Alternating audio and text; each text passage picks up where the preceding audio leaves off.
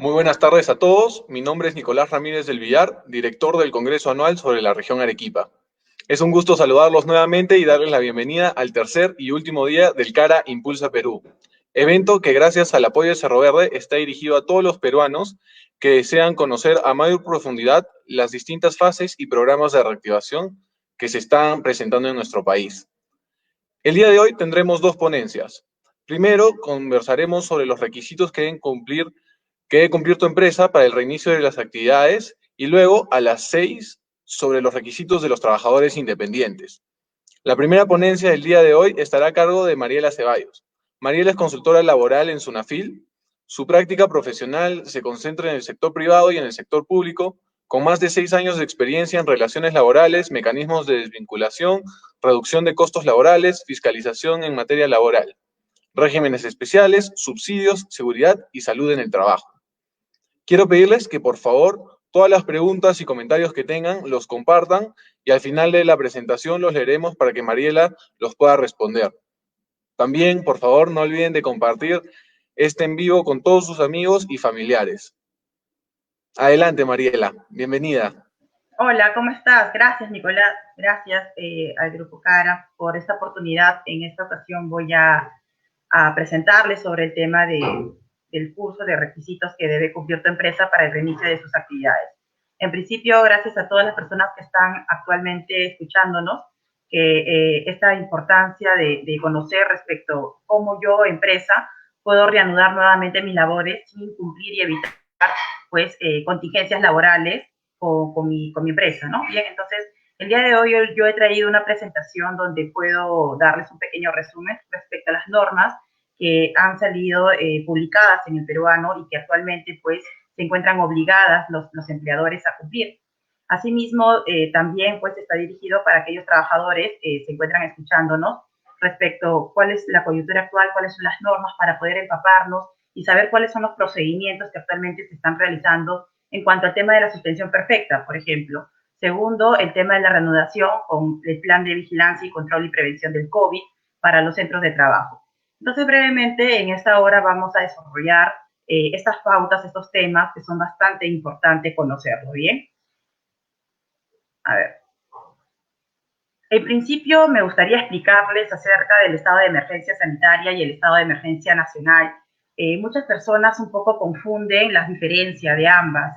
Sin embargo, tienen una diferencia en cuanto al tema, por ejemplo, el estado de emergencia nacional, conocemos que es el tema de aislamiento social obligatorio, y el estado de emergencia sanitaria es lo que dura ya ahora con la prolongación, que es hasta el 7 de septiembre, las medidas que toda empresa pues tiene que implementar en sus empresas para que puedan reanudar las actividades o reincorporar a los trabajadores, ¿bien?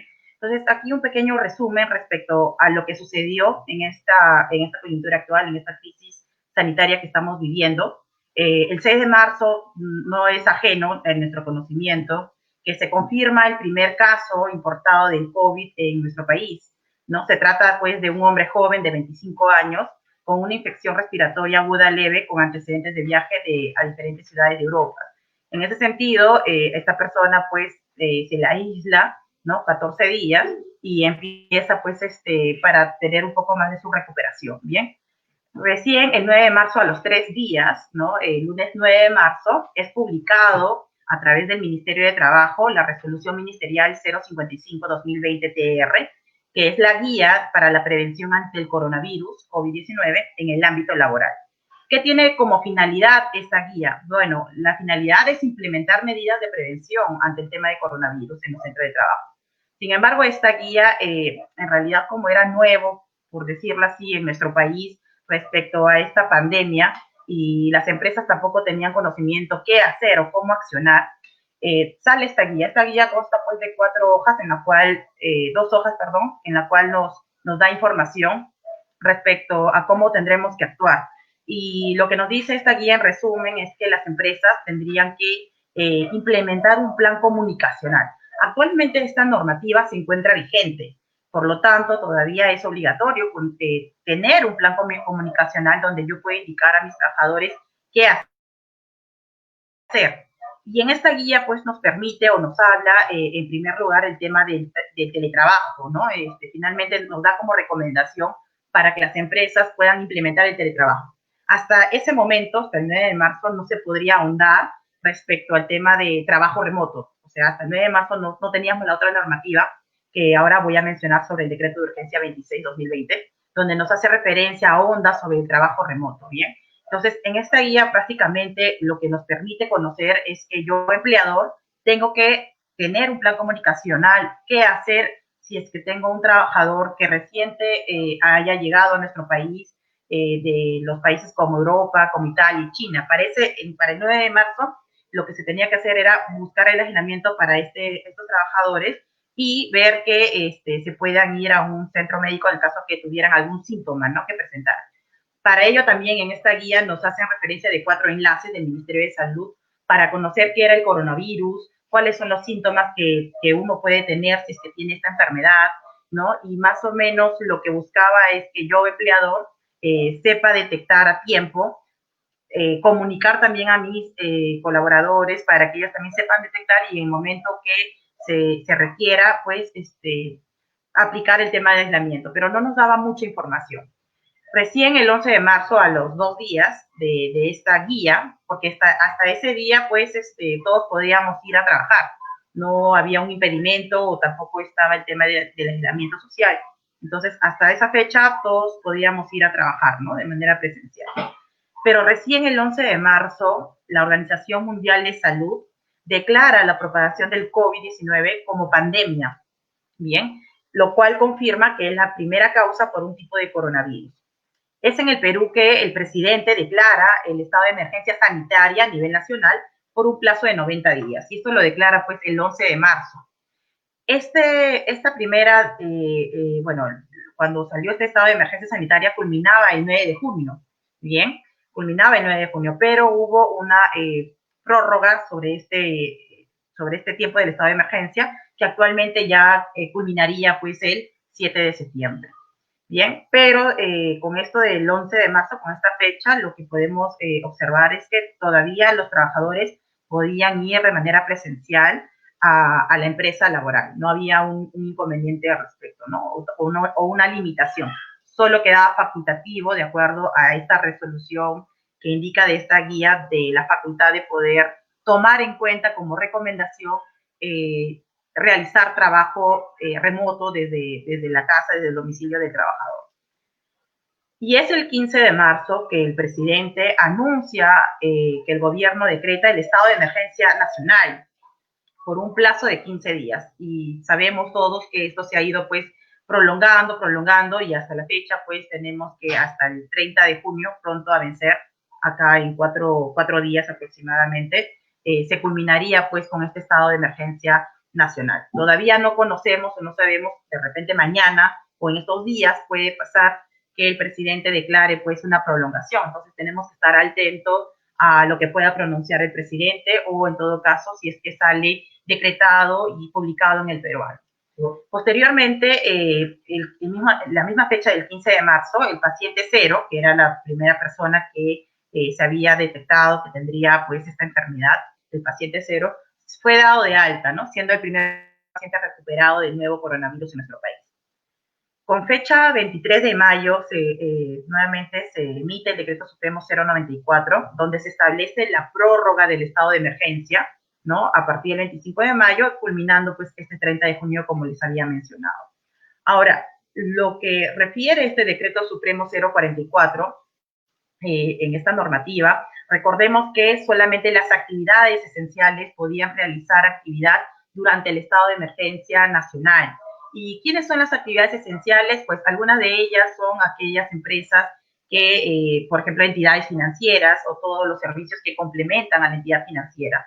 Los call centers, también las empresas que abastecen alimentos, producen alimentos, también las empresas que producen y abastecen medicinas, ¿no? Y todo lo conexo, todo lo complementario respecto a estas actividades. Igualmente, una de las actividades esenciales también es el tema del rubro hotelero, ¿no?, donde se permitía para el tema de aislar a las personas que llegaban de repente en los vuelos humanitarios o el tema de aislamiento. Entonces, también era permitido de acuerdo a este Decreto Supremo 044-2020, que fue emitido por la Presidencia del Consejo de Ministros, ¿no? Además, esta normativa, sino al principio cuando fue publicado podíamos observar que no estaba tampoco inmerso el tema de la inspección de trabajo. Posteriormente se agrega, se modifica, se agrega en esta normativa permitir que se pueda hacer las inspecciones de trabajo a través de los fiscalizadores laborales de la SUNAFIL para que puedan pues realizar, verificar si efectivamente las empresas estaban cumpliendo con las medidas que el presidente pues había pues implementado, ¿no? Y el 4 de junio, hace un par de semanas, bueno, se amplía, como nuevamente les vuelvo a reiterar, con el Decreto Supremo 020-2020 SA, que se extiende el estado de emergencia sanitaria, que se extendería pues hasta el 7 de septiembre. Entonces tenemos que comprender que el estado de emergencia nacional culmina este 30 de junio y hay una pequeña pregunta al respecto, ¿no? Si es que las empresas podrían pues reanudar después de esta cuarentena, ¿no? Y la otra pregunta es el tema de la suspensión perfecta. Si es que yo puedo nuevamente prolongar la fecha, ¿no? Si es que yo he solicitado a través del Ministerio de Trabajo, a través de la plataforma, una ampliación de esta. Bueno, lo vamos a ver ahora respecto al pequeño resumen también que les he traído respecto a la suspensión perfecta de labores. Ahora, vamos a entender qué es la suspensión perfecta de labores. Recordemos que esta normativa se dio en este estado de emergencia. Sin embargo, también lo podemos observar en el decreto legislativo 728, que también está regulado en su artículo 11, y podemos observar también en el artículo 12 respecto a cuáles son las causales que podría pues darse una suspensión de manera general, ¿no? Lo que debemos entender que hay dos tipos de suspensiones en nuestro país: la suspensión imperfecta y la suspensión perfecta, que en términos generales podemos entender, por ejemplo, que la suspensión imperfecta es cuando yo no realizo mi labor, pero que el empleador estaría pues obligado a pagar, obligado a retribuir, ¿no? Entonces, a pesar que el trabajador no preste su servicio, eso es una suspensión imperfecta. Bien, entonces, como ejemplo, podría ser la licencia de maternidad, ¿no? La licencia por incapacidad temporal, la licencia por paternidad, etcétera, ¿no? Entonces, eso es la suspensión imperfecta. El trabajador que no presta sus servicios, pero que el empleador se encontraría obligado a pagar.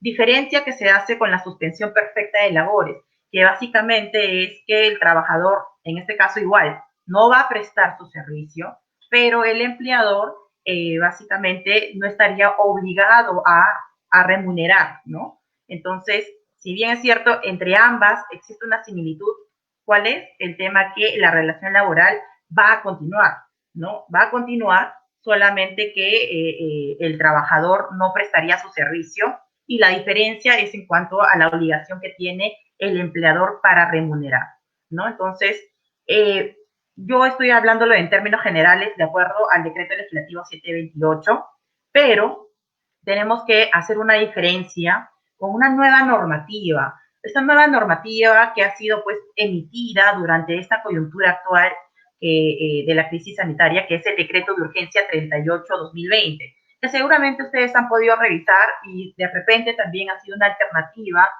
para ustedes como empresa implementarla o solicitarla por los difíciles momentos de repente que no forman parte de las actividades esenciales y que se han visto golpeadas por el tema del nivel de ventas, ¿no? Entonces podrían acreditar quizás con el tema de su solvencia económica para continuar de repente retribuyendo a sus trabajadores. Entonces, en ese sentido, en el mes de abril, a mediados del mes de abril, el gobierno emite este decreto de urgencia 38-2020, junto con, unos días después, con su reglamentación, que es el decreto supremo 011-2020-TR, ¿no?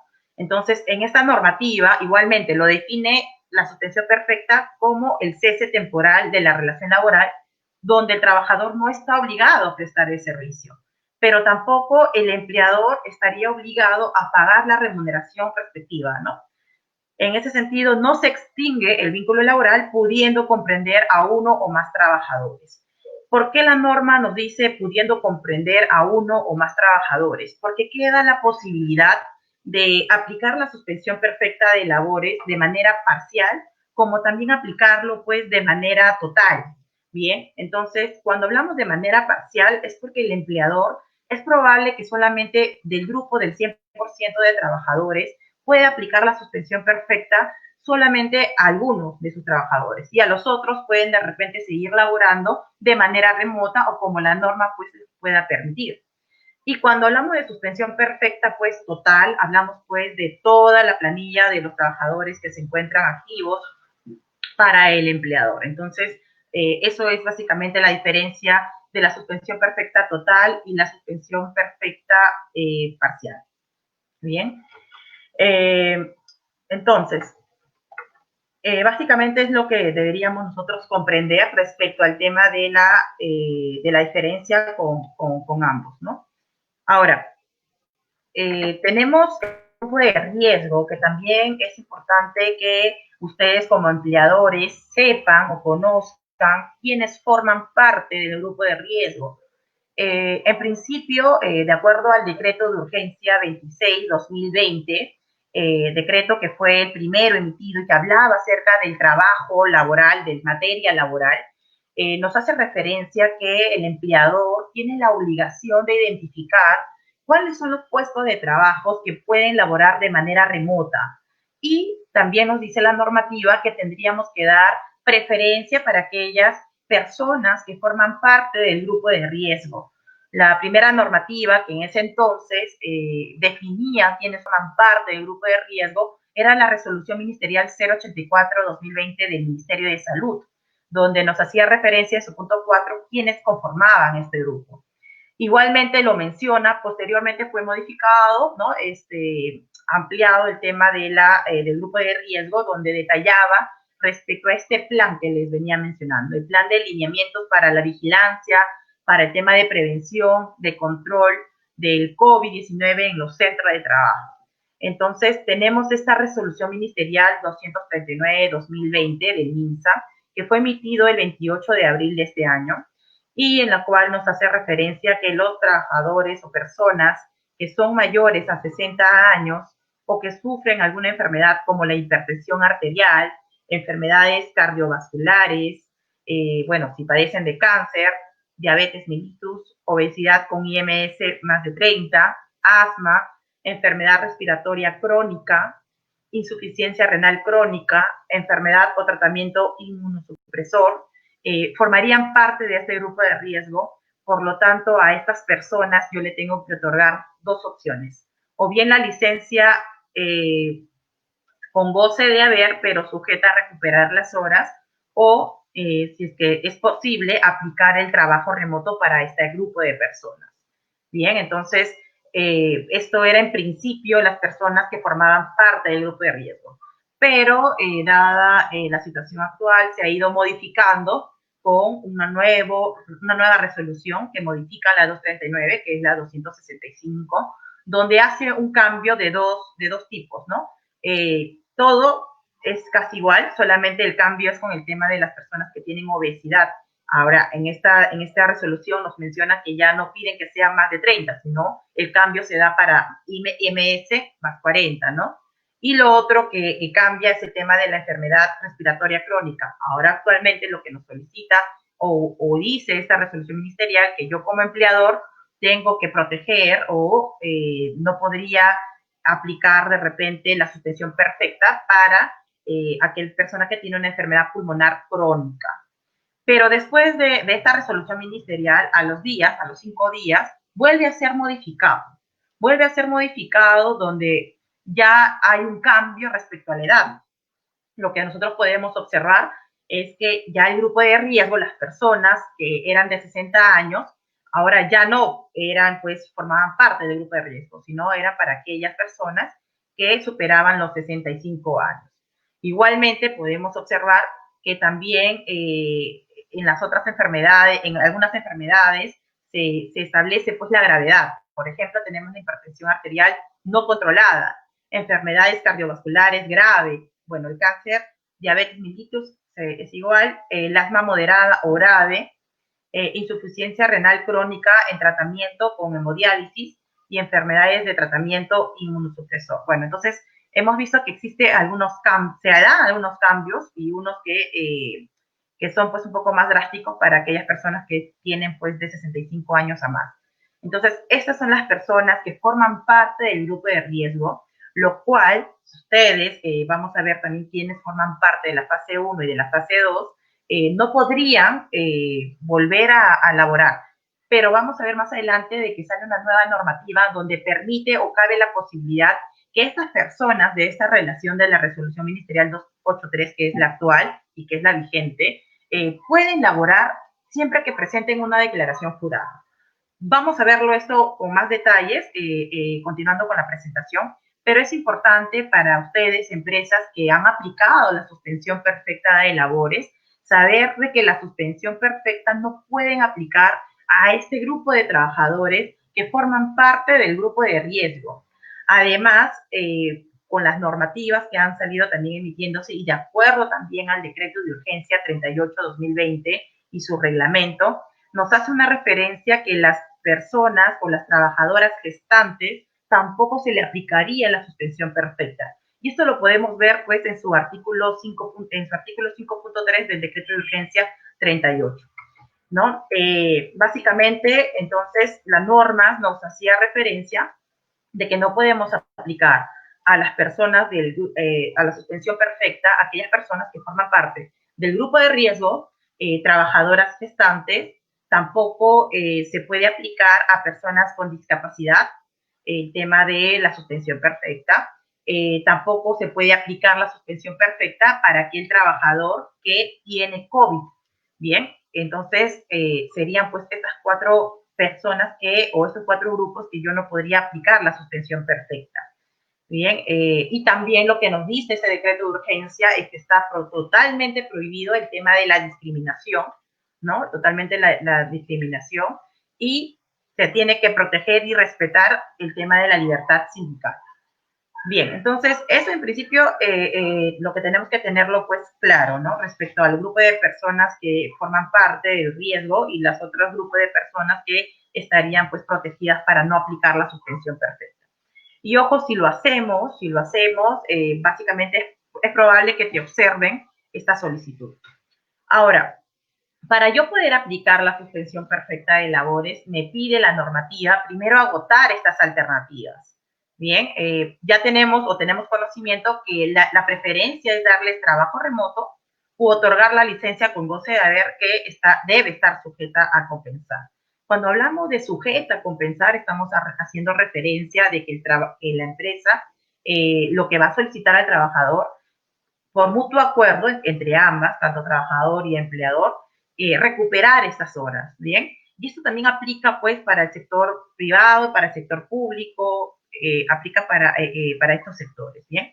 Entonces, se tiene que recuperar. Si no hay un acuerdo, la norma, de acuerdo al decreto de urgencia 29, nos hace referencia de que, básicamente, una vez que culminamos el estado de emergencia sanitaria, se va a tener que recuperar estas horas, ¿bien?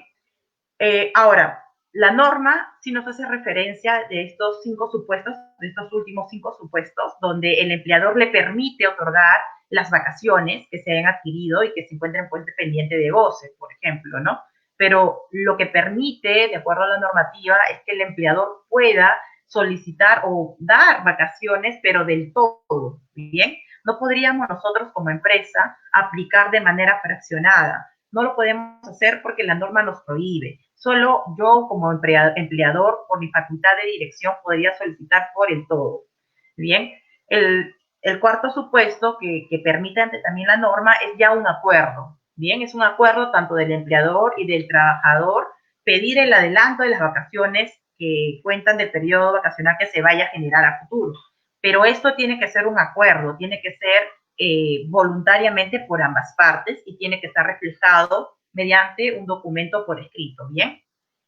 Lo otro, alternativa que tenemos es acordar la reducción de la jornada laboral diaria o semanal con la reducción proporcional de la remuneración, lo cual permite que ambas partes también puedan acordar, llegar a un acuerdo de reducir la remuneración y también la jornada laboral. Posteriormente tenemos la otra alternativa, que es la reducción ya del sueldo. Sin embargo, muchas empresas no han fijado, no se han percatado de repente, y ojalá eso no suceda con ustedes, que la norma nos pone pues también un paréntesis. Ok, podemos hacer la reducción con tu trabajador, pero tienen que guardar la proporcionalidad con las causas que la motivan. no es un acuerdo muy fácil para hacerlo, o sea, tiene que guardar una proporcionalidad. Esto quiere decir que tiene que estar respaldado para que ambas partes hayan podido llegar a esta decisión. Y por ningún motivo podría ser la reducción del sueldo menor a la remuneración mínima vital, porque si es así, empleador, recordemos que esto sería pues una infracción muy grave en materia de sociolaboral, porque estaríamos incumpliendo con aplicar de manera adecuada el pago de la remuneración mínima vital. Recordemos que nadie puede ganar menos del mínimo, salvo aquellos que, por ejemplo, son aquellos trabajadores que laboran en tiempo parcial, porque a ellos les sacamos en proporción por sus horas, ¿no? Entonces, básicamente eso hay que tenerlo también bastante claro. Y por último, tenemos una alternativa más abierta, ¿no? Que es adoptar otras medidas reguladas por el marco vigente. Aquí cabe la posibilidad también de poder aplicar de repente una licencia sin goce de haber, lo cual recordemos que tendría que estar también por documento y que se haya pues acordado de repente entre las partes, ¿no? Entonces, una vez yo agotando estas alternativas y si aplicamos alguna de ellas, entonces ya no tendría sentido aplicar la suspensión perfecta. Pero si a pesar que yo he dado alternativas a mi trabajador y este no ha aceptado, entonces simplemente no podría yo aplicar la suspensión perfecta, salvo que yo pueda acreditar que a pesar que yo le dé estas medidas, no tengo solvencia económica para yo poder realizar o continuar con los pagos, ¿no?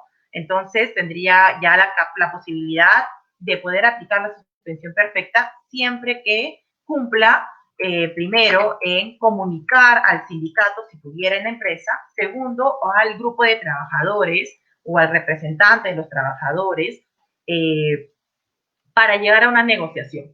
Si es que no llega a una negociación, la norma tampoco me exige que yo llegue a un acuerdo, solamente lo que te exige es que negocie, y negociar es acordar, ¿no? Si no llegamos a un acuerdo, simplemente no hay ningún problema, lo dejamos por escrito, que se llevó esta negociación, que se dejó constancia de, bueno, si es que no se llegó a un acuerdo, si se llegó a un acuerdo, ¿no?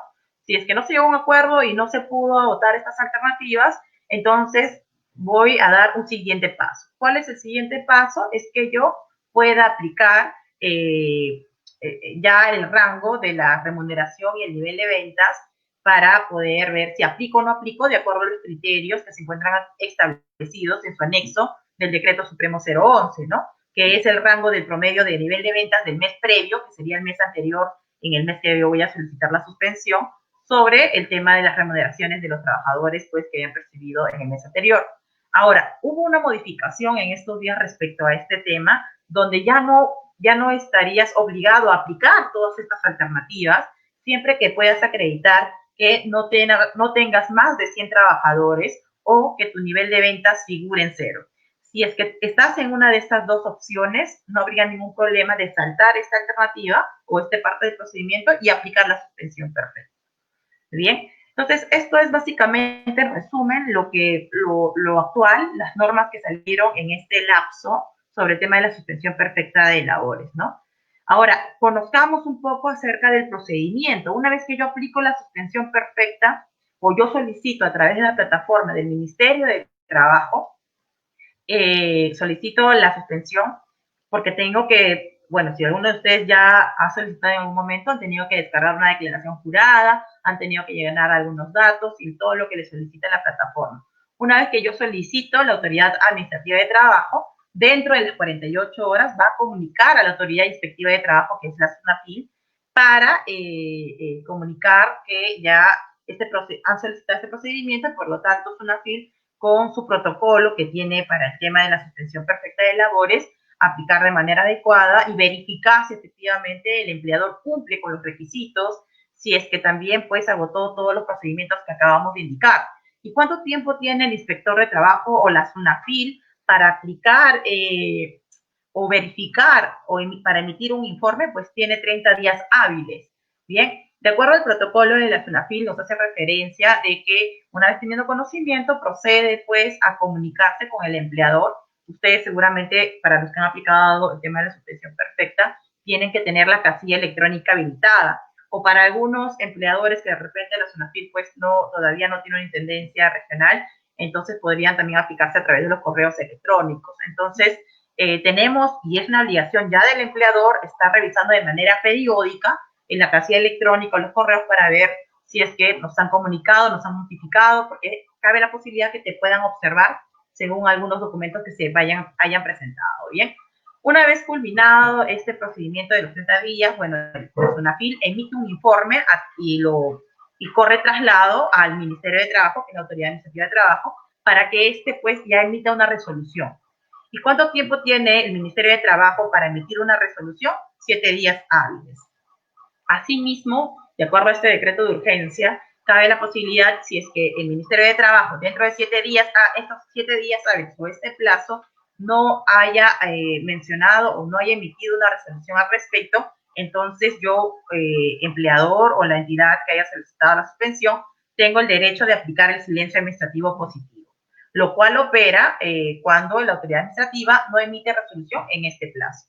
Entonces, si es que no, hay algunas personas que se confunden que en todo caso puedo aplicar este silencio administrativo porque la SUNAFIL ya está dentro de este plazo, ya se excedió, por lo tanto aplicaría esto de silencio administrativo positivo. No, sino la norma nos indica que esto se va a emitir cuando ya el Ministerio de Trabajo tiene este informe y en ese plazo correspondiente pues no ha emitido una resolución. Además, también existe la posibilidad, si es que ha sido pues rechazada el tema de la suspensión perfecta, ustedes como empresa, cabe la posibilidad de que puedan pedir una apelación o una reconsideración, ¿no? Inclusive deja la libertad también abiertamente y poner un principio del tema de recurso de revisión. Y esto cuando corresponde. Bien, entonces este sería pues el flujograma donde nos podemos visualizar el tema del procedimiento de la suspensión perfecta de labor. Mariela, disculpa que te interrumpa. Creo que tus diapositivas han dejado de compartirse. A ver, vamos a ver. Aprovecho para compartirte una consulta que nos hacía Marcial Cayo Gárate Gutiérrez, que decía, ¿por qué ninguna empresa accedió a la suspensión perfecta? Si soy un restaurante, ¿qué trabajo remoto podría hacer un empleado? Bien, en principio, actualmente en el Ministerio de Trabajo no hay una plataforma para saber si es que se ha rechazado o no se ha rechazado. Lo que sí les puedo decir es que si el empleador ha aplicado la suspensión perfecta de labores, en principio ha tenido que comunicar y dejar por escrito a sus trabajadores. Además, cuando solicitan la suspensión perfecta, esta plataforma te solicita a ti, empleador, dejar tu correo electrónico y también solicita los correos electrónicos de todos los trabajadores que se le ha aplicado la suspensión perfecta. ¿Y cuál es la finalidad? Que el Ministerio de Trabajo, como también la SUNAFIL, pueda comunicarse con estos trabajadores para emitir información respecto al procedimiento, ¿no? Entonces, también, lamentablemente lo digo porque no exige dentro de lo que pueda comunicar el empleador, es que le dé un resumen respecto a estas normas que acabo de indicar, ¿no? Entonces, no le exige de repente decirle, mira, si yo voy a otorgar tu correo y se van a poner en contacto contigo, ¿no? Eso no le exige que lo pongan en este documento donde comunican sobre la aplicación de la suspensión perfecta. Entonces, si ustedes tienen conocimiento de que su empleador ha aplicado la suspensión perfecta, de todas formas, tienen que poner el correo electrónico y es un requisito indispensable porque empresa que no tenga o no ponga los correos es probable que lo observen y no pasen el siguiente paso. La segunda pregunta, por favor, ¿me puedes repetir?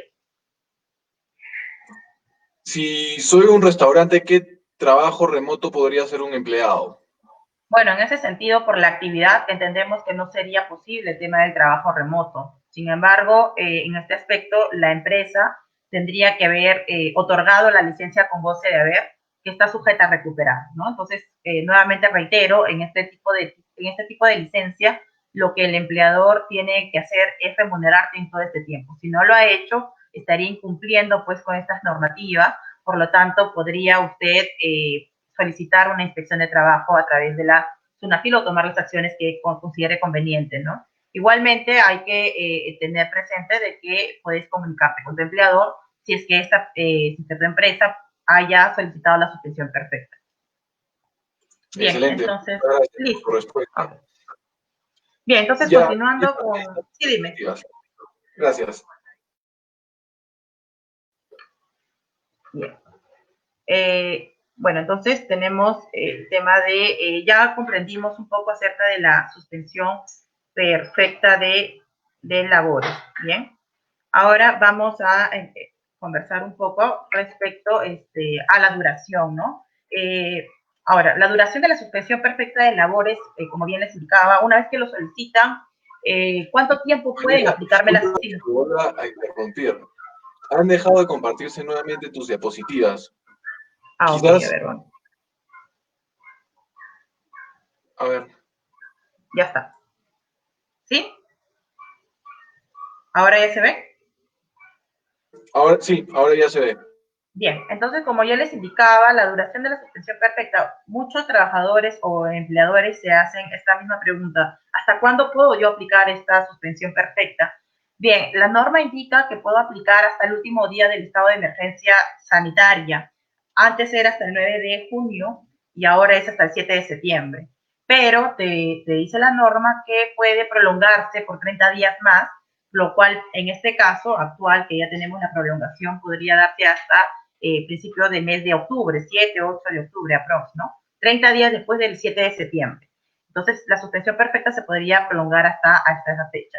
Y va a depender mucho de lo que haya solicitado, pues, el empleador. Ahora, respecto ¿qué sucede si es que en ese lapso la SUNAFIL o el Ministerio de Trabajo observan y rechazan de repente la aplicación de la suspensión perfecta? Lo que va a suceder es que van a exigir tres cosas. Lo primero que van a exigir es que remuneren a los trabajadores en todo este tiempo que aplicaron la suspensión perfecta. Tendrían que remunerar todo este tiempo, pero igual, ojo, la remuneración que van a recibir es igual a cuenta a recuperarlas posteriormente, ¿no? Ese es el compromiso. Segundo, es que esos días que dejaron de percibir igualmente se va a tomar en cuenta como días efectivos laborados. ¿Qué quiere decir días efectivamente elaborados? Que no me va a causar perjuicio para los cálculos de los beneficios sociales, como es la gratificación, las CTS y las vacaciones. Y por último, lo que pide pues estas entidades es que reanuden las labores de estos trabajadores. Claro, siempre que se aplique pues dentro de las actividades esenciales o de las fases que a continuación vamos a conversar. Ahora, también cabe la posibilidad que el empleador pase que el empleador forme parte de la fase 1 o forme parte de la fase 2 y posiblemente ahora de repente va a salir publicado la fase 3. Entonces, ¿qué pasa si yo ya puedo reanudar mis labores y yo apliqué la suspensión perfecta a mis trabajadores? En ese aspecto, el empleador tiene pues la posibilidad de dejar sin efecto, y esto está contemplado en el Decreto Supremo 011 en su artículo 8.3, donde puedes dejar sin efecto total o parcialmente. ¿Y dónde lo hago? Lo hago a través de la plataforma, donde yo solicité la suspensión perfecta. Pero, ojo, tengo que comunicarlo, me exige la norma, ¿no? Me exige que debo comunicarlo dentro del día hábil siguiente a través de la plataforma, como les había mencionado.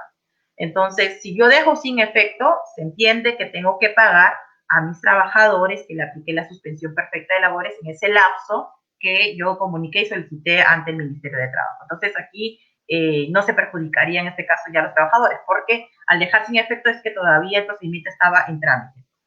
Bien, ahora, después tenemos pues la fase 1, ¿no? La fase 1 son pues estas actividades que ustedes pueden observar, que estarían aprobadas, que estarían pues permitidas a realizar sus actividades, reanudar sus labores. Sin embargo, la norma expresamente solicita que en ese momento, cuando salió la fase 1, solicitaba de que las empresas tengan que conocer y aplicar, ¿no?, el plan de lineamiento de prevención y control de vigilancia sobre el COVID en su centro de trabajo.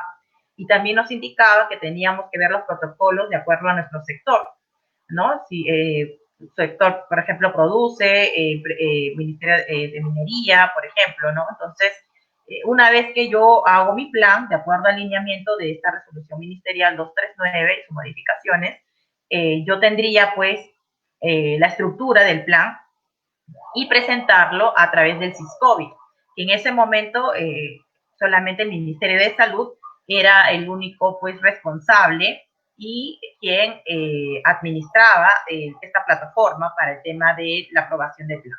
Ahora, en la fase 1 también hace referencia que para que puedan reanudar las labores tenían que registrarlo y que tiene que estar aprobado. Esto era pues una exigencia en cuanto al tema de la fase 1, ¿no? Entonces, estas son las actividades que pueden reanudar las labores, pero cumpliendo con lo que acabo de mencionar, ¿no? Registro del plan y que tenga su aprobación. Además, en sus disposiciones complementarias indicaba que qué pasaba para las actividades esenciales. Pues las actividades esenciales también estaban obligadas a presentar su plan, a pesar que continuaban prestando el servicio, ¿no? Pero igual estaban obligadas a presentar el plan a través del SISCOBIT, ¿no? Y que esta sea aprobada. Entonces tenemos las actividades como minería e industria, el de construcción, el de servicios y turismo, el de comercio, etcétera. Entonces, si ustedes forman parte de estas actividades que salió pues en el mes de mayo, podrían reanudar presentando su plan. Luego tenemos la fase 2 y la fase 2 pues aplica a todas esas actividades de agricultura, el de minería, el de manufactura, ¿no? Entonces, pero nos da un poquito mayor de alcance a diferencia de la fase 1, como ustedes pueden observar este cuadro de anexo. ¿Cuál sería el protocolo que tendría que yo aplicar? Porque no solamente es el plan, sino que yo tengo que conocer el protocolo que me exige mi sector para yo poder registrar mi plan, ¿no? Entonces, son esas todas las actividades que se tendrían que en principio pues presentar, la de impresión, también el de construcción, el tema de comercio, el tema de servicios. Acá tenemos pues otras actividades, ¿no? El tema de hospedaje, servicio de protección y seguridad, alquiler de vehículos, servicio de comunicaciones, emisión de placas, servicio de transporte, y también podemos ver también los protocolos que tendríamos que nosotros pues sujetarnos para la implementación. Entonces, como bien les indicaba, el Ministerio de Salud era pues el responsable en su momento, quien administraba para el tema de los registros del plan, igualmente para el tema de su aprobación. Pero con la fase 2, posteriormente, días después, existe un cambio donde actualmente la entidad que ahora es responsable, quien es la que administra, es Censopaz, ¿no? Actualmente Censopaz es el que registra y que además también fiscaliza que el plan pues se haya ejecutado de manera adecuada. De acuerdo a esta normativa, también nos indica que van a implementar una plataforma donde podemos visualizar qué empresas se les ha aprobado su plan y cuáles son las empresas que su plan han sido observadas. ¿Y por qué es importante esto? Porque yo como trabajador y por el tema de seguridad de todos, ¿no? Por esta pandemia, quiero saber, de repente la empresa me ha pedido reanudar mis labores, pero quiero saber si su plan ha sido pues aprobado o simplemente pues ha sido observado. Si bien es cierto el cambio que también nos da la norma con el tema de Censopaz, es que ya no te piden la aprobación para reanudar. Lo único que exige ahora esta normativa es que las empresas, que son personas jurídicas, tengan que registrar su plan a través del SISCOBIT, que va a ser administrada por Censopaz. Más no, en esta norma ya indica el tema de que tenga que estar aprobada para reanudar. Entonces, ya yo, para tener la seguridad como trabajador, entonces podría a través de esta plataforma. Además vamos a ver también que el empleador estaría obligado también a otorgarme una copia del plan. Bien, entonces, ahora, sobre el plan, yo acá en resumen les he traído algunos datos importantes sobre el plan que debe contener todas las empresas, y ustedes que quieren reanudar y están de repente realizando ya su plan o ya tienen su plan, ¿no? Algunos temas o algunas pautas que ustedes tienen que tener en cuenta. De acuerdo al lineamiento para vigilancia y prevención del control del COVID, sus objetivos específicos sobre esta resolución es que se establezcan pues lineamientos para realizar las actividades que se vayan a reanudar, ¿no? Establecer también cómo voy a actuar yo, empleador, para el regreso y la reincorporación en el trabajo de mis trabajadores. También recordemos que la Ley de Seguridad y Salud en el Trabajo, y también como nos reitera este lineamiento, es que yo como empleador tengo que garantizar la sostenibilidad de las medidas de vigilancia, de prevención, para evitar la transmisibilidad del COVID, ¿no? Entre mis trabajadores. Entonces, recordemos que la Ley de Seguridad y Salud en el Trabajo, en sus artículos preliminares, indica que es el empleador el que garantiza, ¿no? Y siempre va a ser el responsable de lo que sucede, pues, en el interior de su empresa. Si bien es cierto, nosotros como empresa, de repente, no vamos a poder poner al 100% y disminuir el riesgo, ¿no? O sea, de repente eso es un poco imposible, pero sí evitarlo o prevenir, o poner y hacer todas las medidas necesarias y educar también a mis trabajadores para evitar, como medida de prevención y adoptar pues las medidas correspondientes para yo poder realizar mi prestación de servicio de manera adecuada con mis trabajadores, ¿no? Entonces, estos son los objetivos específicos del plan. Y en el momento que regresen mis trabajadores, en principio, este plan tiene que estar pues aprobado por el Comité de Seguridad y Salud en el Trabajo y también tendría que estar pues aprobado en el caso que tuvieras un supervisor, ¿no? Porque recordemos que para tener un supervisor es porque yo no tengo más de 20 trabajadores. Si yo excedo más de 20 trabajadores, debo contar con un comité, que como mínimo deben conformar 4 y máximo 12. Entonces, este plan tiene que estar primero aprobado por mi comité o por mi supervisor y claramente en el plan tenemos que establecer cuáles van a ser las funciones del comité o del supervisor, porque tiene que haber, tienen que interactuar sí o sí, ¿no? Entonces, eso básicamente sería pues las funciones que se tendría que realizar respecto para la aprobación del plan o el primer paso, que es la aprobación también del comité o del supervisor. Segundo, que tengo que tener en cuenta es que debe haber un responsable de salud y va a depender también del número de trabajadores. Ahora también les he traído un cuadrito para poder saber por cuántos trabajadores yo requiero de un enfermero o de un médico, ¿no? Entonces, para que retornen mis trabajadores, retorno de trabajo posterior al cumplimiento del aislamiento obligatorio, el Poder Ejecutivo, al establecer la normativa, hace referencia de niveles o del tema del riesgo, ¿no? Que puede ser alto riesgo, mediano riesgo, bajo riesgo. Entonces, obliga, en el caso de las empresas, que el trabajador llene pues una ficha, ¿no? Para ver si efectivamente pues el tema de los síntomas, y esto lo va a ver pues el responsable de salud, declarar si es que no sufre de una enfermedad, ¿no? Igualmente si es que son el puesto de mediano, alto o muy alto de riesgo, tienen que pasar por una prueba para saber si tiene o no el tema del COVID, ¿no?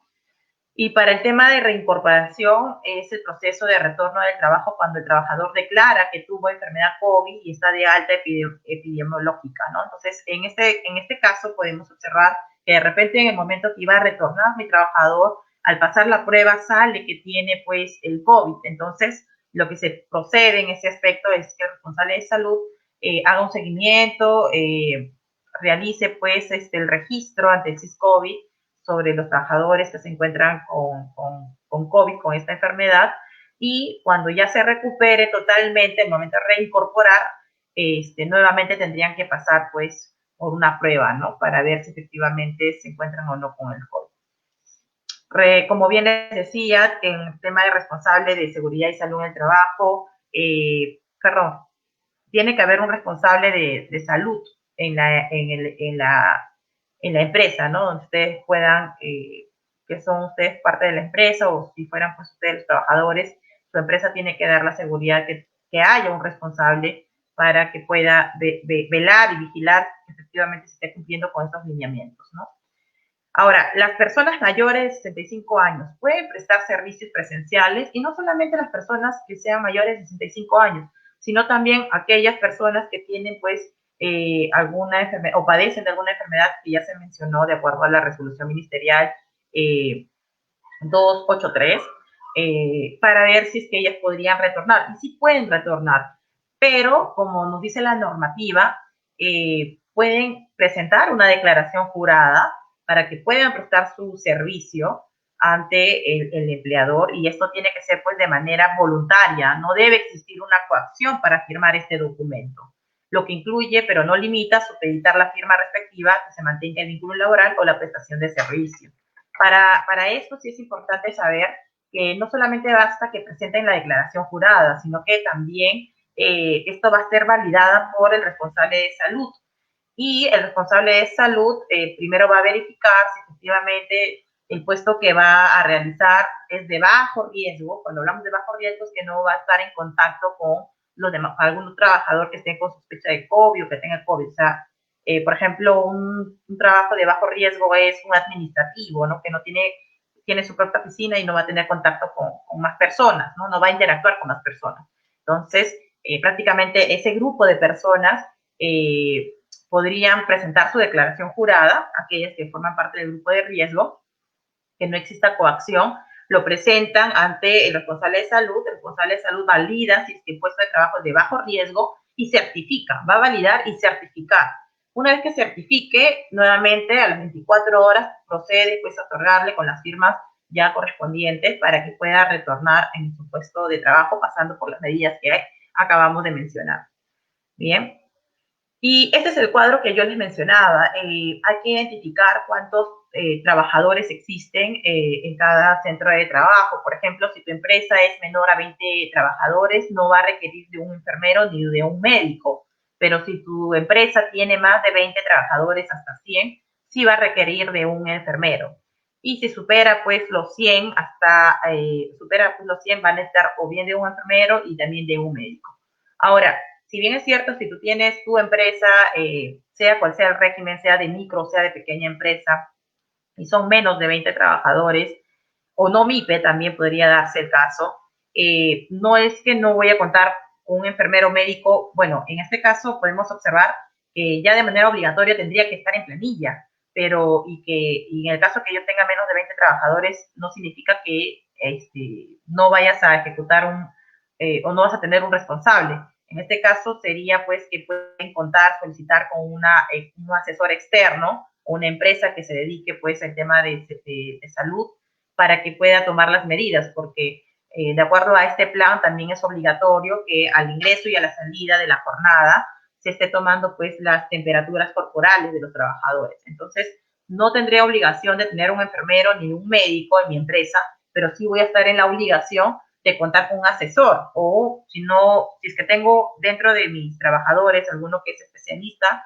y se puede acreditar como tal, como un médico, como un enfermero, etcétera, podría yo contar con servicios para poder yo ejecutar este plan, ¿no? Igualmente podemos observar en este cuadro también que existe una jornada de trabajo, ¿no? No pueden exceder pues las 150 horas mensuales para aquellos que son pues enfermeros, ¿no? Bien, y si la pregunta frecuente que regularmente realizan es el tema de que si deben estar en planilla o no. Sí, o sea, deben estar en planilla si es que por obligación como empresa tienes que contar con un enfermero o con un médico. Bueno, sobre el registro del plan, recordemos que tenemos que hacerlo. Solamente las personas jurídicas pueden registrar el plan INSIS-COVID, que está actualmente pues responsable y administrado por Centro Paz. Y respecto a las personas naturales, ¿significa que no voy a tener un plan? No, o sea, igual, si tú como persona jurídica, de repente sí estás obligada a registrar tu plan, pero las personas naturales no significa que no vayan a tener un plan, deben tener un plan, pero lo que no están obligadas es a registrarlo a través del SIS-COVID. Bien, entonces se tiene que realizar de manera digital y automática y se encuentra pues igualmente en fiscalización. No es que lo registro y ya no va a pasar nada, sino que va a haber una fiscalización para acreditar que la información que se ha proveído tiene que ser la veraz. Ahora, ¿qué sucede si es que yo registré a un enfermero, a un médico, ¿no? O de repente empecé mi plan con 10 o 20 trabajadores y posteriormente a las 3 semanas cuento con más personal? La norma también nos exige que tenemos que actualizar de manera mensual en las oportunidades que debe remitirse el PLAME conforme al último dígito del RUC, el tema de la actualización del plan. O sea, si es que yo tengo mayor trabajadores, he cambiado a mi comité de seguridad, salud de trabajo, he cambiado los lineamientos de mi plan, lo tengo que actualizar y lo tendría que hacer pues en la oportunidad que también remito mi plan, ¿no? Entonces, eso sería básicamente. Y lo otro que tenemos que tener en cuenta sobre el tema del plan es que estoy en la obligación de comunicar a mis trabajadores. ¿Y cuánto tiempo tengo para yo comunicar? Dentro de las 24 horas, una vez que yo ya registré, ¿no? Que ya me encuentro autorizado y le doy una copia del plan a través de los mecanismos que ustedes crean necesarios. Lo pueden hacer de manera virtual. Si es que ya retornaron, le puedo dar una copia y dejar constancia de ello. Si lo van a hacer de manera virtual, tendrían que recordar que tenemos el decreto legislativo 1310 en su artículo 3, que indica que el empleador puede digitalizar, pero también va a estar obligado a garantizar que el trabajador lo haya recepcionado, ¿no? Entonces, si no tiene esta garantía, pues no va a tener pues la notificación, o no se va a poder entender que se ha dado pues por recibido. Sin perjuicio de lo anterior, Censopaz establece un mecanismo de acceso al plan. Como bien les indicaba anteriormente, Censopaz tiene pues la obligación de establecer una plataforma donde se pueda solicitar o ver o visualizar cuáles son las empresas que se encuentran autorizadas o cuáles son las empresas que han sido observadas. Bien, entonces eso es básicamente. Las actividades esenciales deben presentar su plan, como les comentaba, en la fase 1, en sus disposiciones complementarias, sí obliga, y tienen que adecuarse de acuerdo al establecido con las normas que puedan, en esta coyuntura actual, pues se han realizado, ¿no? Entonces se realiza este tema de que las actividades esenciales, igualmente como las que están inmersas en las actividades de la fase 1, fase 2, tengan que hacer el registro. Bien, bueno, a todos muchas gracias por su atención. Igualmente yo espero que ustedes pues les haya quedado bastante claro respecto a cómo voy a reanudar mis labores. Y entendamos, en resumen, si es que yo ya apliqué la suspensión perfecta, tengo la opción de dejar sin efecto, ¿no?, la suspensión perfecta, y ver si yo aplico para reanudar de acuerdo a la fase 1 o la fase 2, según mi actividad, y realizar mi plan, ¿no? Mi plan, la estructura del plan está en esta resolución 239, y si yo soy el trabajador, pues podrán observar que el empleador estaría en la obligación de darme una copia de mi plan, del plan que se está ejecutando, ¿no? ¿Qué pasa si mi empresa simplemente no hizo el plan, y si lo hizo y no está aplicándolo de manera adecuada? Ustedes pueden accionar como un acto de hostilidad, porque un acto de hostilidad es cuando una empresa pues no toma las medidas de prevención, de higiene, de seguridad en el trabajo. Entonces yo podría imputar ello, ¿no? Igualmente también podría accionar a través de la SUNAFIL pidiendo una inspección de trabajo por un tema de incumplimiento. Bien, entonces espero que mi presentación haya quedado bastante clara. Si tienen alguna duda al respecto o alguna pregunta, yo puedo ahora leerlos para hacer la pregunta, para responder las preguntas que ustedes tengan. A ver. Perfecto.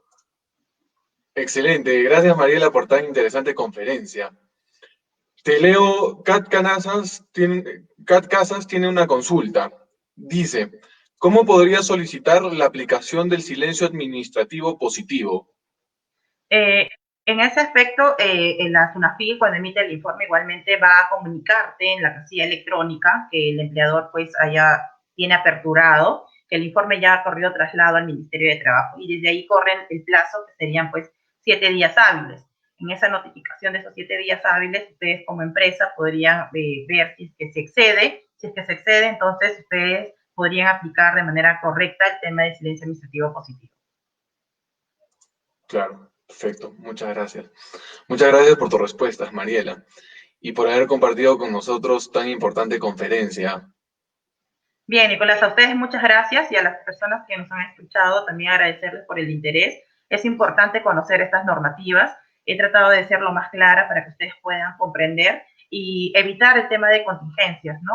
Sabemos que estas normas son nuevas para todos nosotros, tanto para también los abogados laboralistas, pero debemos entender, no solamente los abogados, sino también las personas profesionales que están en el área de recursos humanos, para que puedan también informar de manera adecuada a sus trabajadores. Y yo como empleador también tener la certeza de que lo que estoy realizando está haciendo de manera correcta. Bien, entonces gracias a todos por la oportunidad, gracias, Cara. Ojalá que nos podamos volver a tener esta oportunidad de repente, algún curso o algún tema de interés, ¿no? Bien. No, las gracias a ti, Mariela. Muchas gracias por tu tiempo y por habernos acompañado. Quiero aprovechar de invitarte a ti y a todos los que nos están viendo a nuestra siguiente ponencia, ya que ahora revisaremos de la mano de Adriana Tapia los requisitos que deben conocer los trabajadores independientes para el reinicio de sus actividades laborales. Adriana es abogada por la Pontificia Universidad Católica del Perú, graduada con honores con calificación summa cum laude, especialista en Derecho Laboral. Actualmente es gerente del área laboral en PwC Perú. Su práctica se concentra en el planeamiento preventivo y estratégico de riesgos laborales, negocios colectivos, fiscalizaciones en materia laboral, contrataciones y otros proyectos relacionados con la gestión del capital humano. Adelante, Adriana, bienvenida.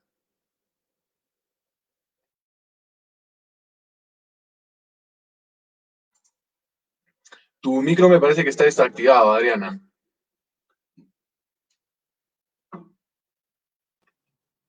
Ahora sí. Listo, muchas gracias, Nicolás. Perfecto. Buenas tardes. Buenas tardes con todos. Espero que todos se encuentren con bien y también sus familias.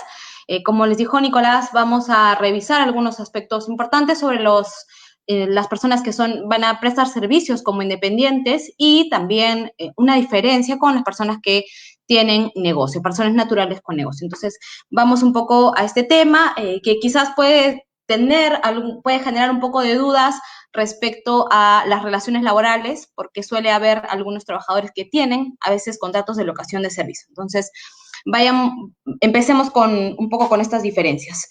Primero, centrémonos en dos puntos importantes, ¿no? Persona natural y persona natural con negocio. A manera general, tenemos que ver cuáles son las características, digamos, o quiénes son considerados como trabajadores independientes, ¿no?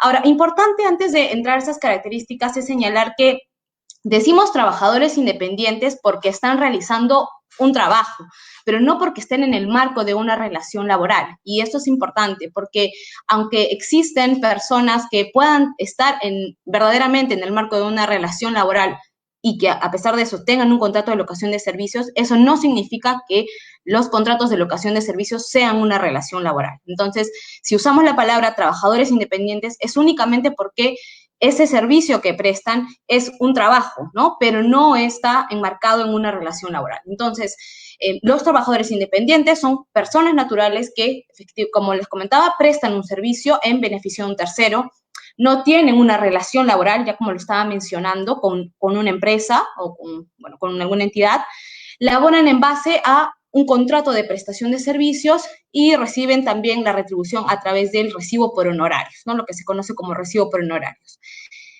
La diferencia con las personas naturales con negocio es que aquí estamos frente a personas que emiten facturas por los servicios prestados, a diferencia de los trabajadores independientes como solo personas naturales que perciben sus honorarios a través de los recibos por honorarios.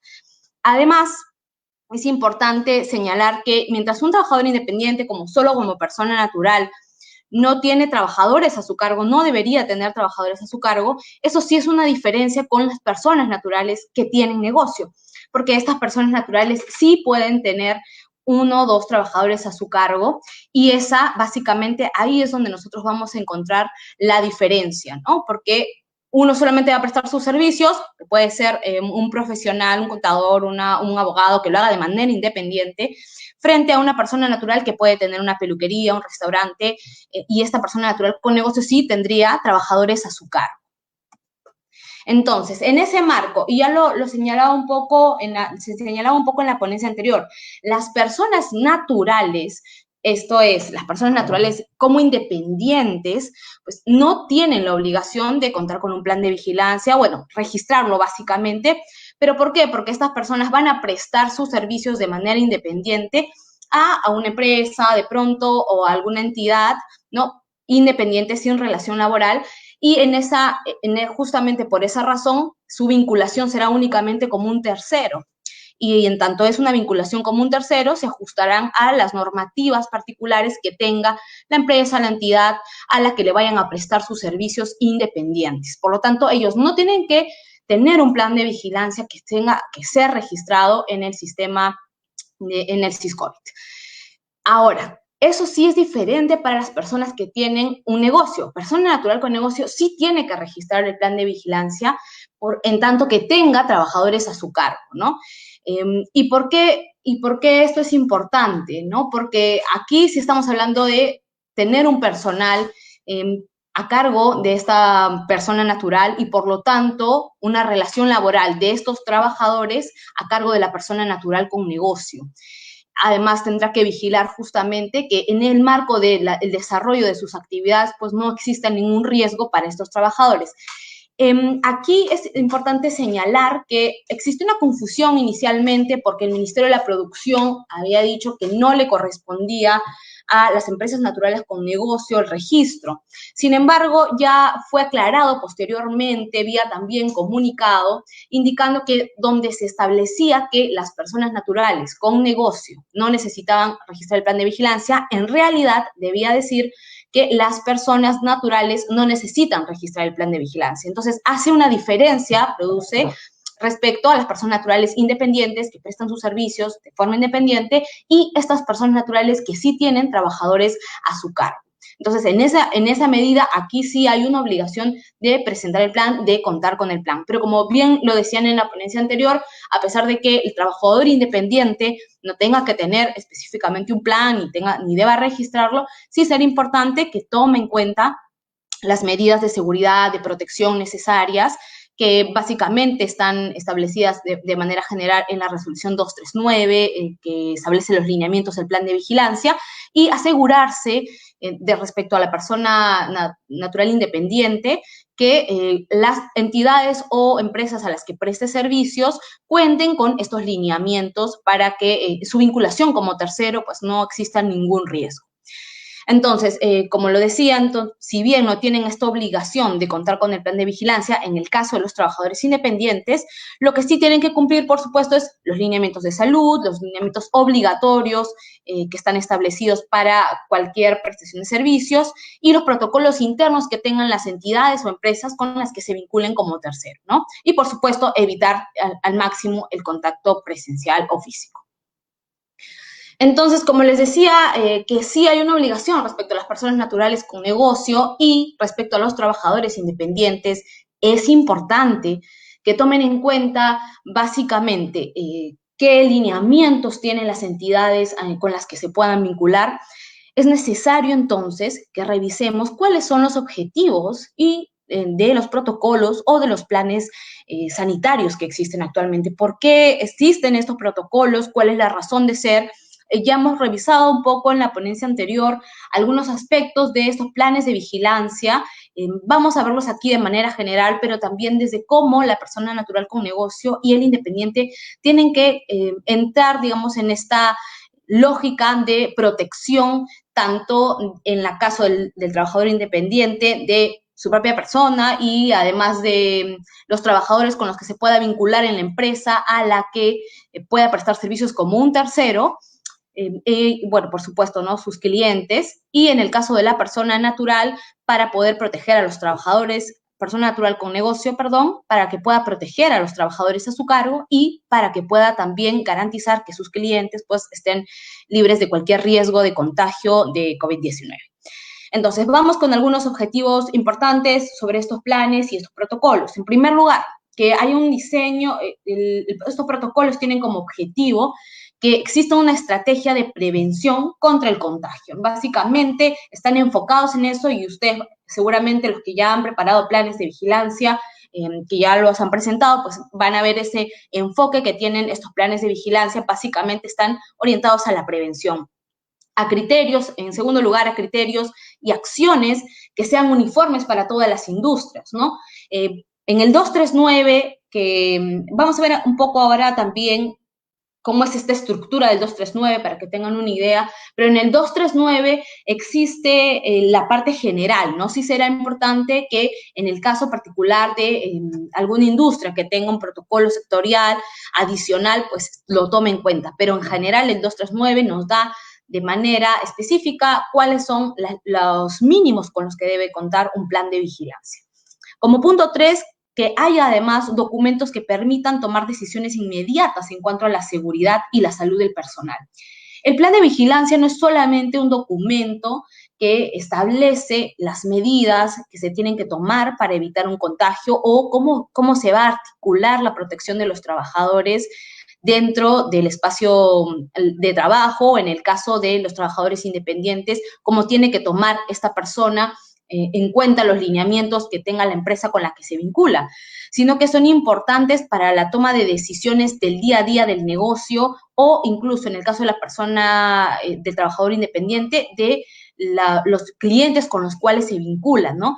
¿Por qué? Porque los planes de vigilancia tienen que nutrirse también de protocolos internos que básicamente es cómo es el paso a paso de ejecutar estas medidas que de forma general se han establecido en el plan de vigilancia, ¿no? Sí tiene que estar esto articulado para que se puedan tomar decisiones en caso de identificar un brote, ¿no?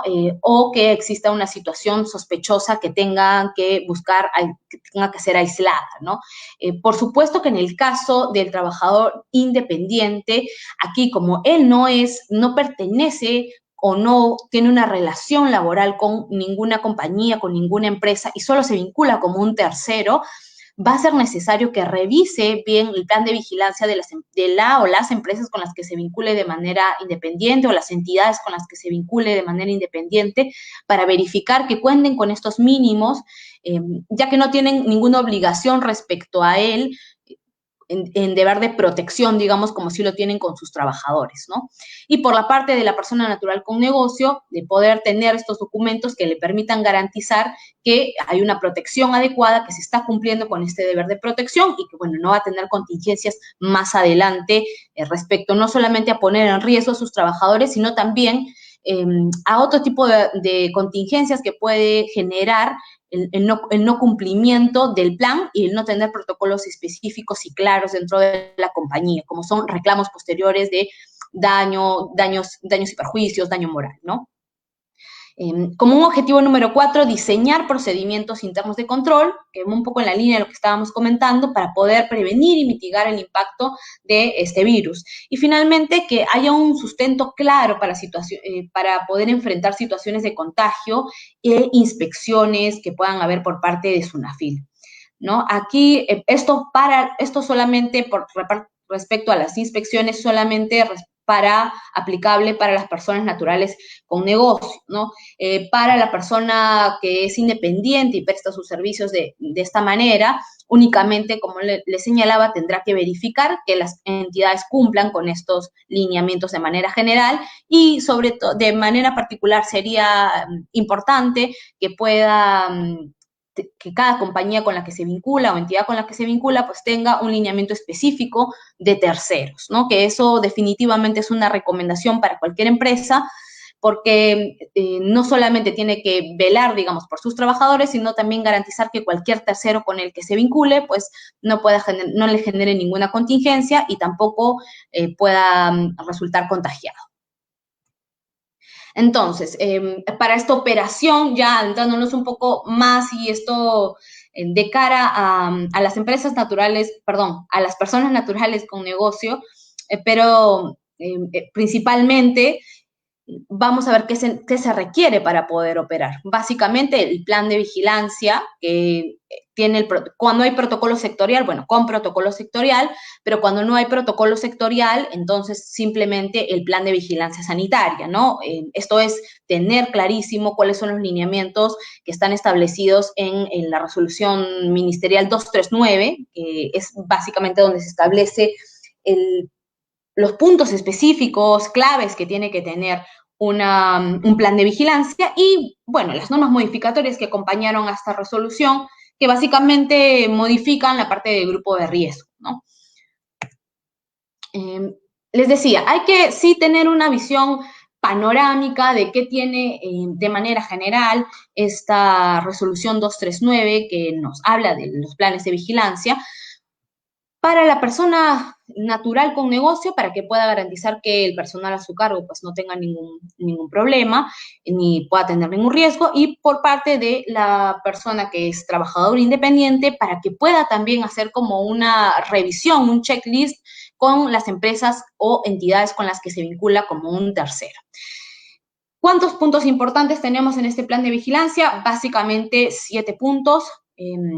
Y van desde la limpieza y la desinfección del centro de trabajo, que implica cómo lo van a hacer, cuándo lo van a hacer, periodicidad, que se realiza de manera previa, por supuesto, que aplica a ambientes mobiliarios, a las herramientas.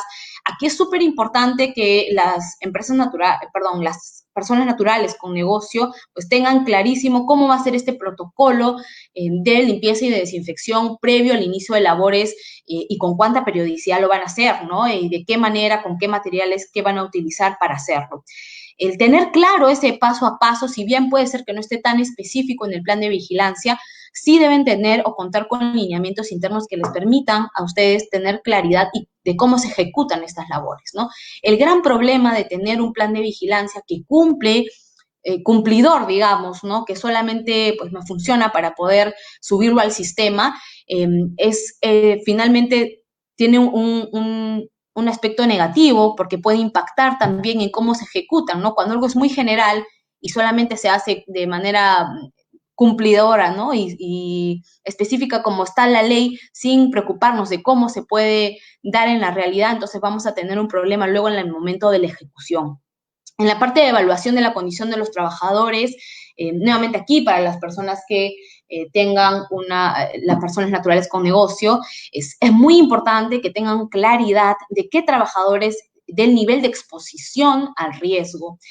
Seguramente ya hemos estado revisando esto en la ponencia anterior, pero sí quiero hacer mucho énfasis en lo importante que ustedes tengan determinado de manera clara qué personal pues será más o menos riesgoso de acuerdo al tipo de labor que realiza y al tipo de contacto que tiene, ¿no? Si tiene más contacto con los clientes, entonces definitivamente estamos hablando de un alto y un mediano riesgo.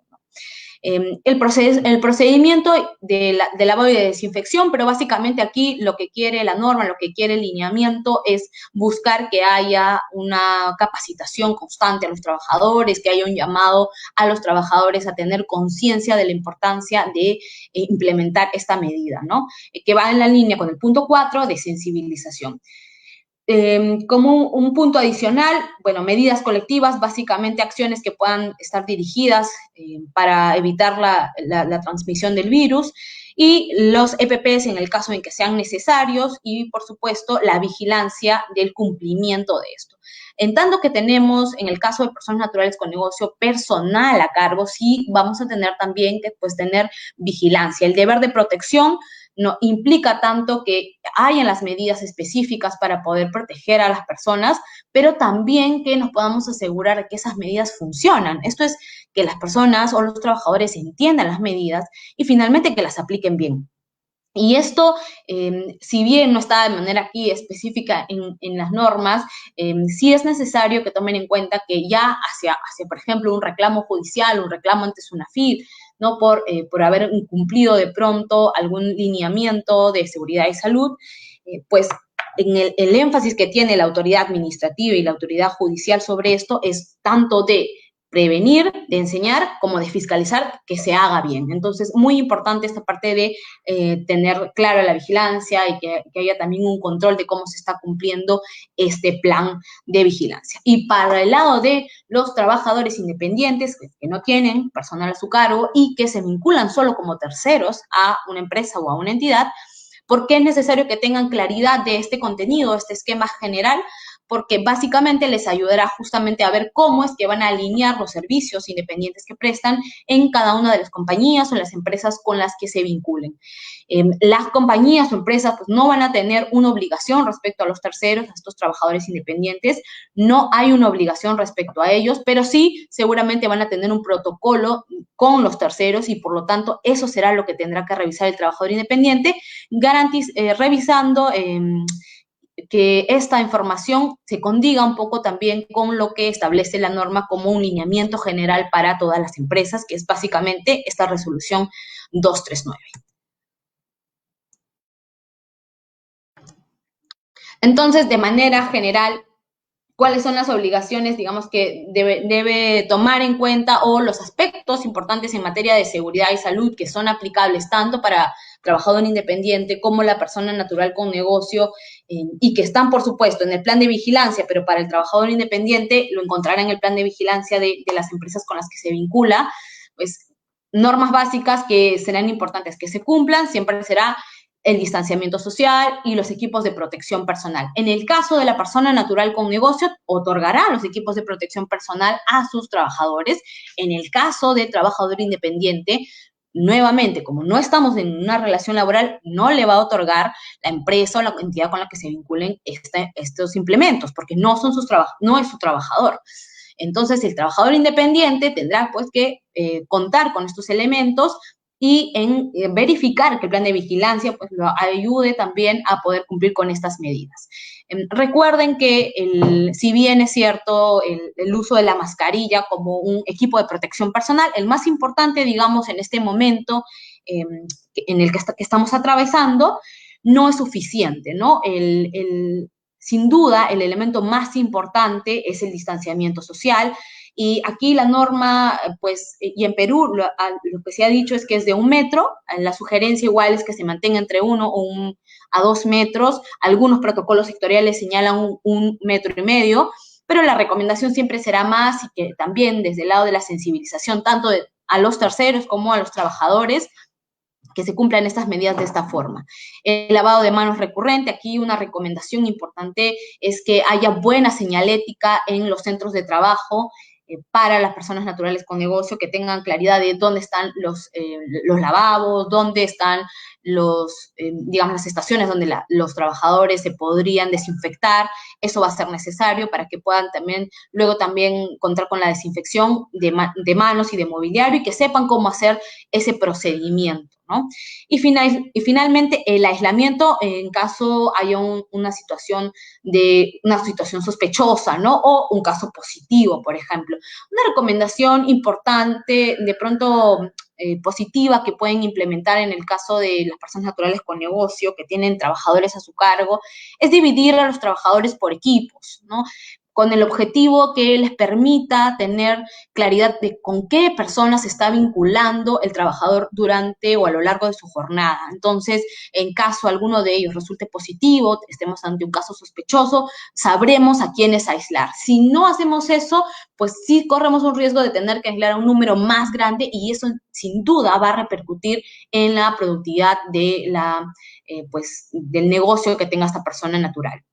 En el caso del trabajador independiente, importante que sepa que en caso él resultara como positivo, ¿no? Pues básicamente seguramente prescindirán de sus servicios, y aquí no hay una obligación por parte de la empresa que le pague sus servicios independientes de pagarle ninguna licencia ni nada, porque en este caso pues no estamos en el marco de una relación laboral.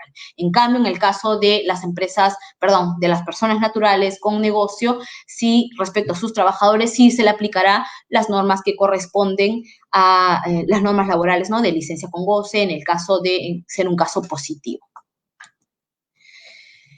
Finalmente, vamos con unas recomendaciones para que se pueda implementar de manera adecuada estas medidas de seguridad, y que la reactivación de sus negocios, en el caso de personas naturales, o de sus actividades independientes, funcionen y no tengan problemas en el momento ya de iniciar actividades. Lo primero es que haya una identificación del personal de riesgo. En el caso de la persona natural con negocio, que identifique bien qué trabajadores de personal que tiene a su cargo, pues tienen qué tipo de riesgo, alto, bajo, medio, de acuerdo al nivel de exposición que tienen con posibles casos sospechosos, ¿no?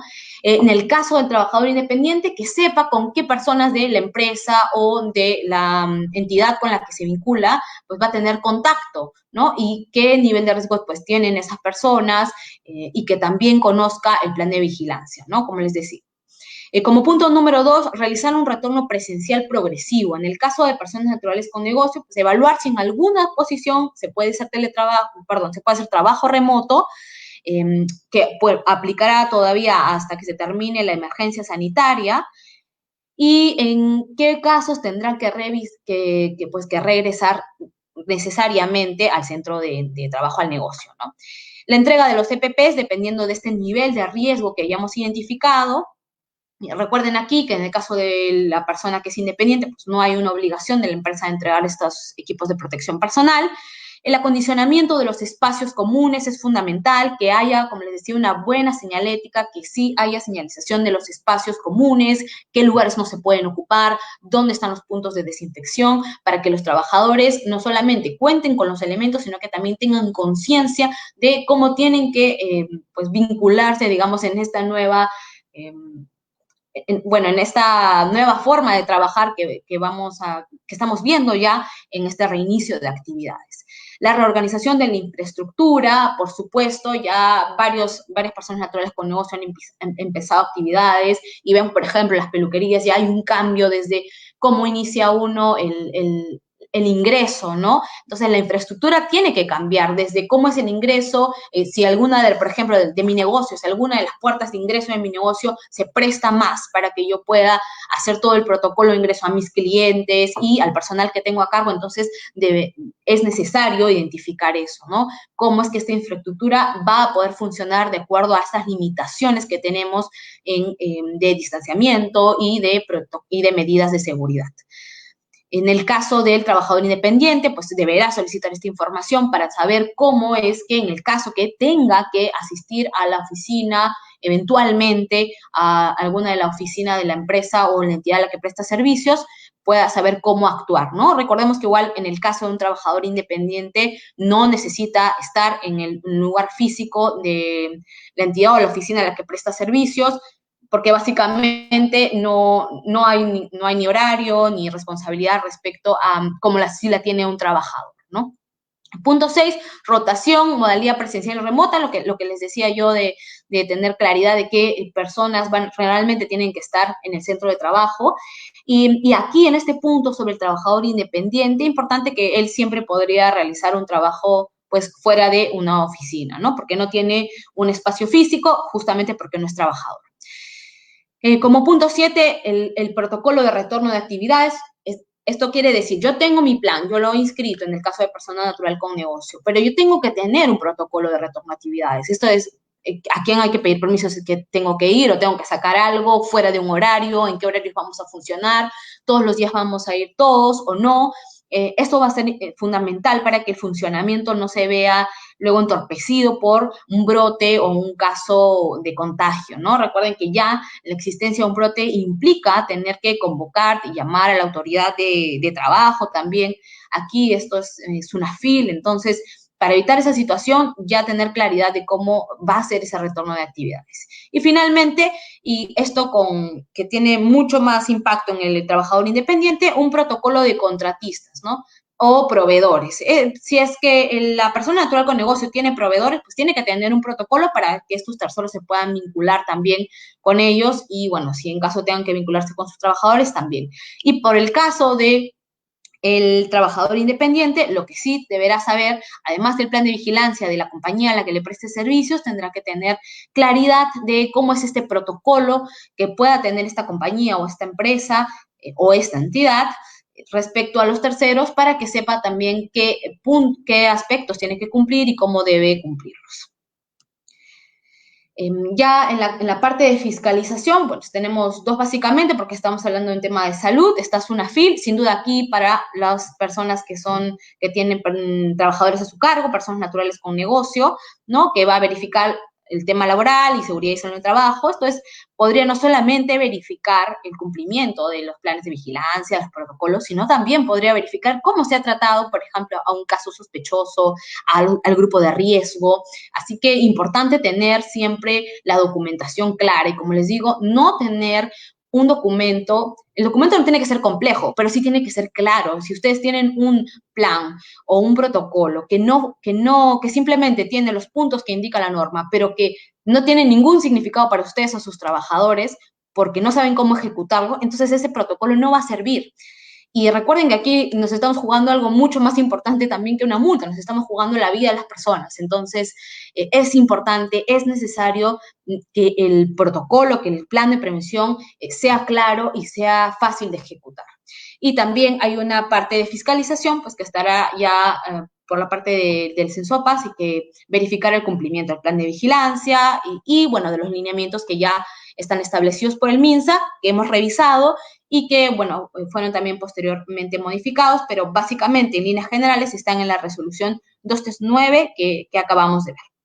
Eso sería por mi parte. Espero que les sea de utilidad y estoy atenta a sus preguntas. Muchas gracias. Excelente. Gracias, Adriana, por tan interesante conferencia.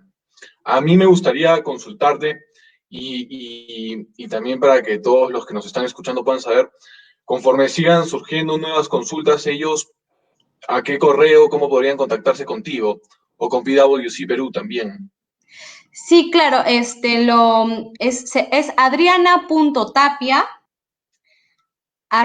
@pwc.com. Excelente. Nosotros también vamos a tener los datos para todos los que nos están escuchando. Si desean contactarse, también nos pueden escribir a nosotros para que les hagamos llegar sus consultas. Y como una pregunta adicional, ¿qué recomendaciones podrías dar para... De hecho, estas normas a veces están cambiando un poco para que estén al día de las modificaciones que se van haciendo o cómo poder estar enterados y al tanto de las nuevas disposiciones que también se van incluyendo?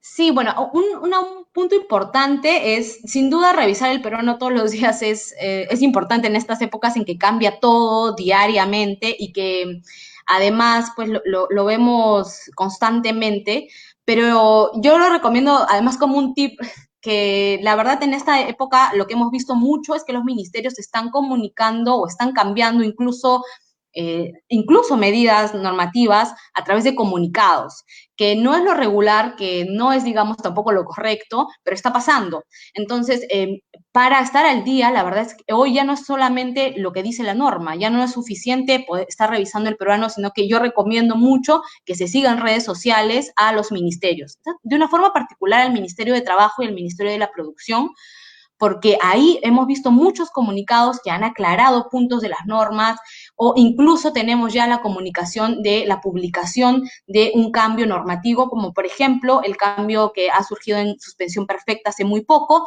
que el presidente solo anunció el bono de 760 soles, pero no anunció, digamos, el cambio específico de suspensión perfecta que está dentro de esta misma norma. Entonces, eso fue publicado inmediatamente en redes sociales por estos ministerios, por lo cual yo sugiero pues a todos los que nos están escuchando que no solamente se guíen por lo que dice el peruano, sino que también estén muy atentos a los comunicados del presidente, por supuesto, pero también a lo que indican los ministerios en redes sociales, ¿no? Y mucho cuidado con los medios de comunicación, porque no siempre son precisos en la explicación de las normas. Excelente, perfecto. Muchas gracias por tus respuestas, Ariana, y por haber compartido con nosotros tan importante conferencia y por hacerlo también de forma tan detallada y precisa. Muchas gracias a ustedes, encantados de compartir este espacio con todos. Muchas gracias. Bien, con el cierre de esta ponencia, damos fin también a las ponencias del CARA Impulsa Perú. Quiero agradecer a todos los que se han conectado y nos han acompañado estos días por sus comentarios, preguntas y también, sobre todo, por compartir el envío en sus redes. Esperamos que haya sido de su provecho todas las conferencias y les resulten muy útiles en su actividad laboral. Como CARA estamos comprometidos con el desarrollo integral de la región Arequipa y el de todos sus ciudadanos. Así que estén atentos a nuestras redes, que pronto organizaremos nuevas conferencias que atiendan a la coyuntura que estamos viviendo y nos ayuden a superar de forma exitosa todos los retos que esta conlleva. Será un gusto contar nuevamente con su participación y les agradezco nuevamente por haber estado con nosotros. Cuídense mucho y que tengan un excelente fin de semana. Gracias.